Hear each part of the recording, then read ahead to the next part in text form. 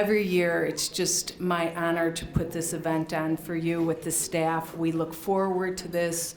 We do appreciate your service. And we'll begin our program.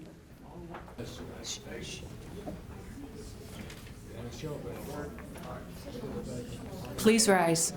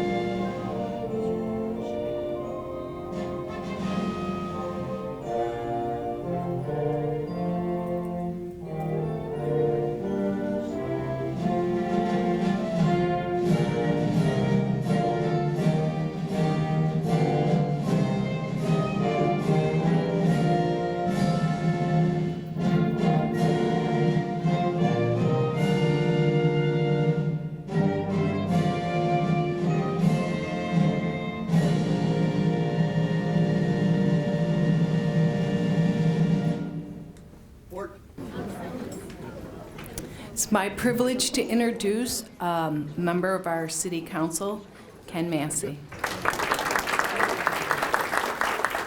So I'd like to welcome you all today to our annual celebration, our Stars and Stripes celebration to celebrate Veterans Day. And we have been doing this since 1996 because this community appreciates the service and the energy that our veterans extended to ensure that this country remains great. So, as I start out, I want to say Happy Veterans Day. And for those of you in this particular realm, happy birthday to the United States Marine Corps yesterday. 247 years, that's awesome. And as the nephew of a career Marine officer, I would have been remiss if I don't acknowledge that. So I wanted to make sure that I did it. I'd like to welcome each and every one of you for your participation in our luncheon today, and hope that you enjoy this. As I get started, I want to acknowledge this is an important event for our community. And we are joined here today, so as introduced, Ken Massey from Farmington Hills City Council, but I'm joined by some of my other City Council members. Jackie Bolaware. Hi, Jackie. Mary Newland is here. Valerie Knoll is here. We have Mayor Bowman from the City of Farmington.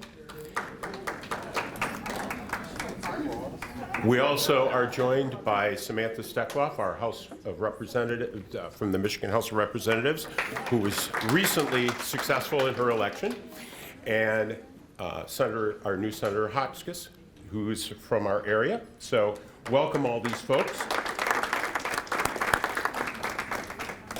And I'm going to tell you that when those of us that are on council, when we have an opportunity to get up and share some thoughts with you, we would also be remiss if we don't, while we're the elected folks, we would be remiss if we don't talk about our city staff. So we have our city manager, Gary Mechin, and assistant city manager, Joe Valentine is here, and Dave Murphy from the city of Farmington, and members of our staff across the board. But as a point of personal privilege, one of the things I want to acknowledge is that when we get up, we're given some points to talk about, some ideas to talk about. And I really appreciate that. And I am not going to let it go without pass that Jill Pines is our city publicist, and she does an absolutely awesome job and has for years. So thank you, Jill. So every year we do this. As I said, we've been doing this since 1996. Maybe took a year off in 2020 because there was this little pandemic thing that ran around. But there's a quote, and it's by Cynthia Osek, that said, "We often take for granted the very things that most deserve our gratitude." Think about that for a moment. The stuff that we miss. How often do you, am I not talking into it? Whoop, whoop, whoop. Can you hear me in the back?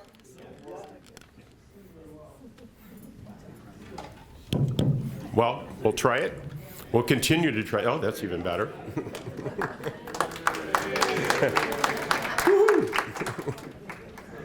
So one of the things I want to bring that up, that idea that we often take for granted and don't thank or express gratitude. Think of your spouses. How often do you get up in the morning and say, "Hey, I'm really glad we're together"? Okay, that I heard never. Well, got to correct that. But one of the things we get the opportunity to do here today is to thank people who put everything on the line. You people who are our veterans, you went out, you put energy, you put sweat, you got sweat equity in this country because you shared your time, your energy, you sacrificed time with your family, and that's what builds the land of the free and the home of the brave. It's people who ensured our way of life is going to continue because you sacrificed for us. And we want to say thank you. And this seems like a really small way of doing that. And even though, so for me personally, I did not serve in the military, but I have uncles who, as I said, a United States Marine career officer, another uncle who was a Navy officer, my father who was in the Army. So even if we haven't served, we've been touched, and we need to appreciate that. You give your time, you give your effort, and we who haven't been there, we don't know that price. This gives me even a better chance to walk around. Thank you, Anna. And what I want to say is we don't understand the price all the time. And sometimes that price doesn't take a physical toll. Sometimes that price takes a mental toll. We have to appreciate that. And we want to express that we understand. We may not have been there, but we understand, and we thank you for that. I was at an event last night. We have about 17 million veterans in this country. And a large number of those are over the age of 60. We also have a whole new generation of people who are serving us now. And here in the city of Farmington Hills, I'm going to tell you, I found out last night, we have 3,500 veterans. And for the city of our size, that seems like a big number. That is a very large percentage.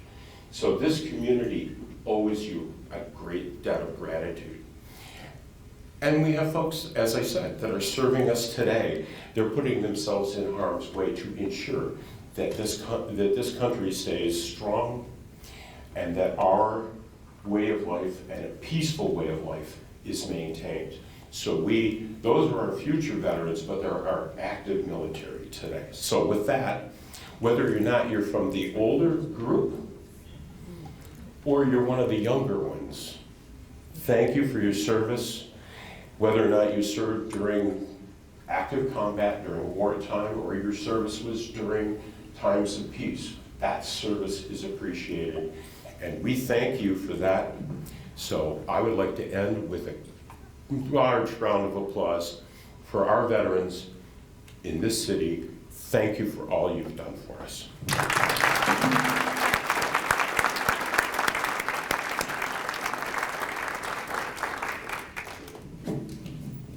I'm going to use the good microphone.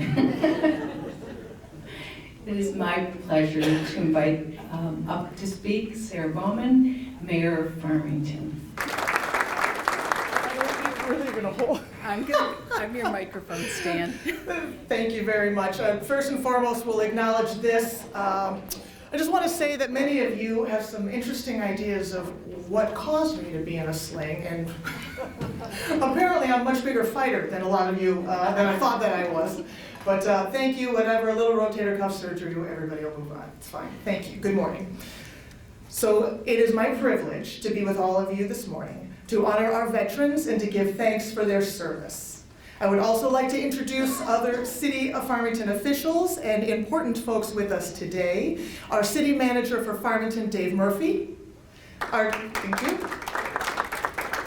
The Director of Public Safety, Ted Worthman. And Deputy Director, Bob Huhannison. Thank you. I would also like to recognize my family that is joining us today. I have my mom, Suzanne, my Air Force veteran father, Charlie, my Army veteran husband, John. Here, here. I would also like to send a long-distance shout-out to our Navy son, Nate. He is graduating in 2 weeks with his explosive ordnance disposal technician degree. Thank you. He received his orders and he is heading for 3 years in Guam. And while his career choice isn't a mother's dream job, I can think of a lot of other occupations than underwater bomb squad. We couldn't be prouder of our sailor. But back to why we are here today. November 11th is known as Armistice Day. This day commemorates the signing of an agreement between the Allies of World War I and Germany to cease the fighting on the Western Front. The date became significant as the treaty was signed on the 11th hour of the 11th day of the 11th month in 1918. We now use this date as an opportunity to stop and think about the sacrifices made by military personnel on that day, as well as through today. Today is our opportunity to take a moment to really try and understand that whether someone was enlisted for 4 years of service or made the military a career, those years were a defining factor in each of their lives. Whether someone walked into the recruiter's office to sign on the dotted line or was conscripted for service, the years spent as part of the United States military has left a lasting effect. More than that, those years affected their families as well. So we thank the families in addition. Today we take a moment to honor and commemorate the days, weeks, and years of service made by so many. Today we thank our veterans for being a part of something bigger than themselves. Today we are grateful for those who came home and honor those who did not. With great pride, I say thank you to each and every one of our veterans. I'm thankful for this opportunity to say to so many veterans in our presence today, thank you for your service. Good morning.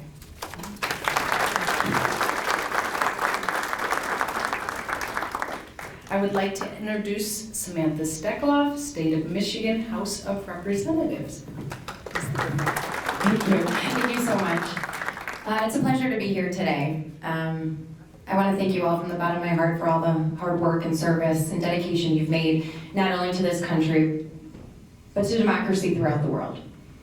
We are in an interesting time right now with an additional fight in Europe. And decisions are being made on behalf of this country and our veterans to make sure that our people stay safe and that we're not sending over people to fight a war that we're currently not a part of. I say this as a granddaughter of 2 World War II veterans and the granddaughter of a World War II veteran on my husband's side. And I want to talk about that a little bit today because we were actually talking a few weeks ago about some of the things that have been happening within our Jewish community with the rise of anti-Semitism, and we discussed what World War II was about, what we were fighting for. And my husband told me a story that I'm shocked I never knew. His grandfather escaped Nazi Germany and came to the US. A month later, he signed up to go back and fight. And that's who you are. When the call to action comes, you jump. No matter what you're fighting for, what you've escaped, what you've done, and what you fled, you rise to the occasion. And to me, that is the greatest service one could ever do. And I was so heartened to hear this story, and the story of so many people who went to fight for what they believed in. And I'm here to personally thank you from the Michigan House of Representatives for all of your service, all of your work. And I thank you from the bottom of my heart. With Farmington and Farmington Hills in this new redistricting, I want to take an opportunity to introduce someone that you will be getting to know very well over the next few years. My new colleague, Representative-elect Jason Hoskins, who will be representing the cities of Farmington and Farmington Hills as well. Jason has a very interesting background working in the state of Michigan, and veteran affairs has always been a passion of his. And I'm very excited that he will be joining us. So again, thank you all so much. I can't thank you enough for being here, and I'm in gratitude and in debt to you. Thank you. It is my pleasure now to introduce Jeremy Moss, State of Michigan Senator.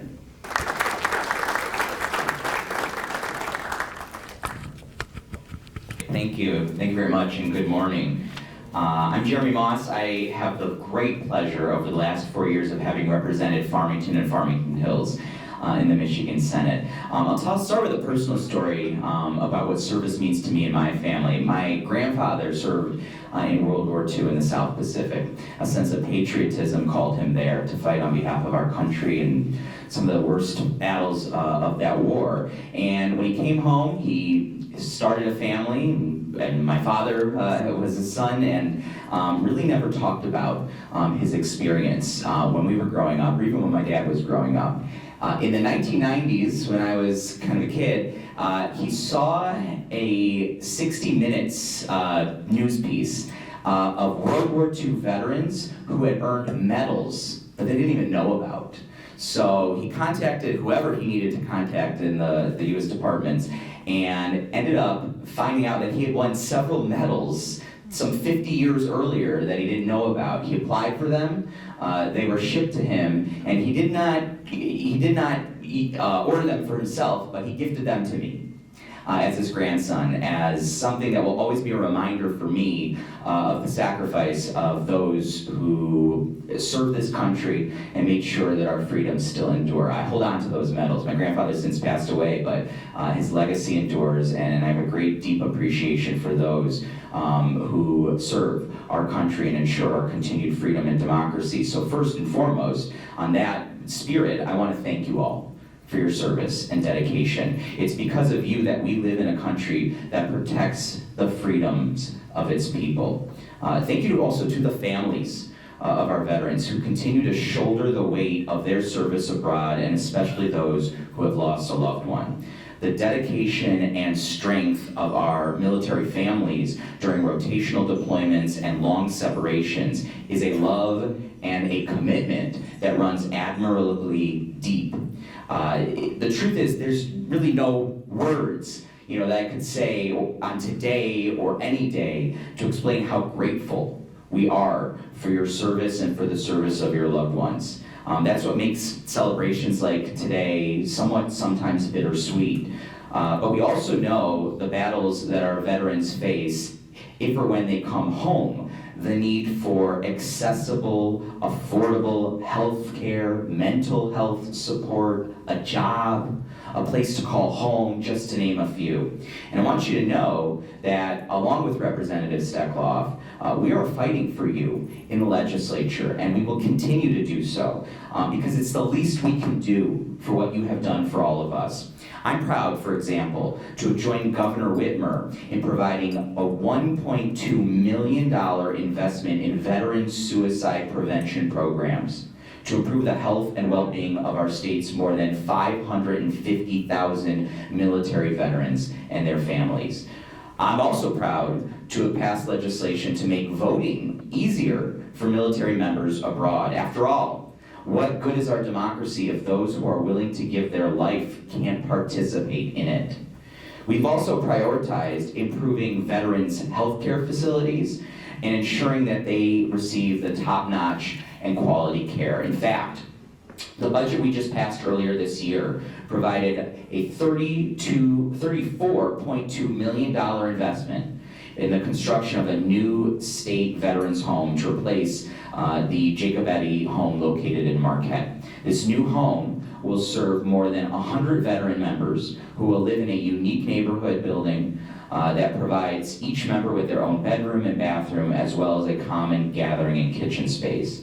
These neighborhoods will then connect to a community center with clinical and therapeutical services. The facilities will also include amenities like barbershops and salons, a large space for full member and community meetings, along with courtyards and green space. This should be the standard for all veterans facilities.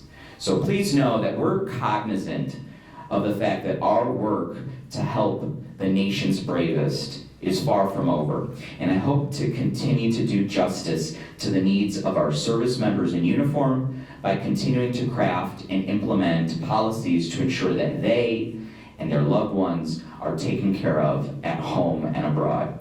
A special kind of closing note, so due to redistricting, I'm very saddened to be losing the cities of Farmington and Farmington Hills in our district. It shifts in a different direction. I'll be right next door. But it has been truly a pleasure to be in and around this community over these last 4 crazy years through a pandemic and other challenges. But you're going to be well served in the Michigan Senate. And so I really wanted to make sure that I was here today to honor our service members and thank you all for your service and for the opportunity and the honor you've bestowed upon me to be your state senator the last 4 years. Thank you very much.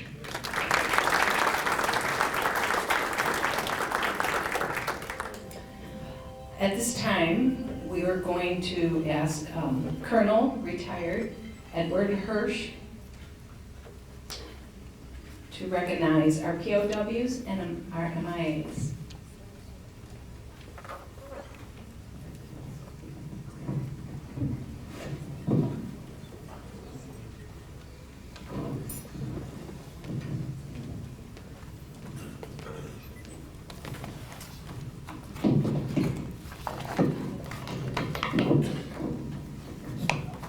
Those who have served, those who have served and those currently serve in the United States of America as members of the uniformed services, as civil servants, and those contractors are ever mindful that the sweetness of enduring peace has always been tainted by the bitterness of personal sacrifice. We are compelled to never forget that while we enjoy our daily pleasures, there are others who have endured and may still be enduring the agonies of pain, deprivation, and internment. Before we begin our activities this day, we must pause to recognize our POWs and missing in action members. We call your attention to this small table to my right, to your left. This table, which occupies a place of dignity and honor, it is set for one, symbolizing the fact that some are missing from our ranks.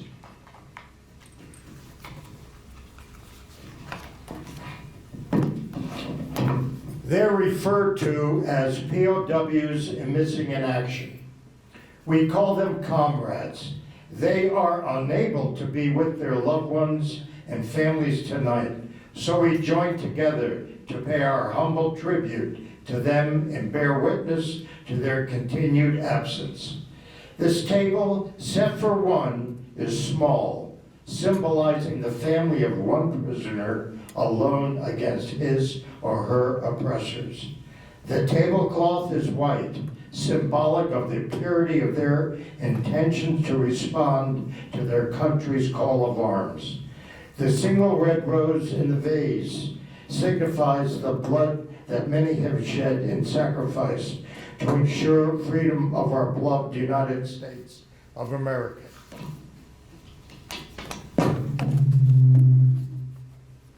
The rose also reminds us of the family and friends of our missing comrades who keep the faith while awaiting their return. The vase is tied with a red ribbon. symbol of our continued determination to account for our missing. A slice of lemon on the plate is to remind us of the bitter fate of those captured and missing in a foreign land. A pinch of salt on the plate symbolizes the countless fallen tears of families as they wait. The holy books of many faiths represents the strength gained through belief to sustain those lost from our country, founded as one nation under God.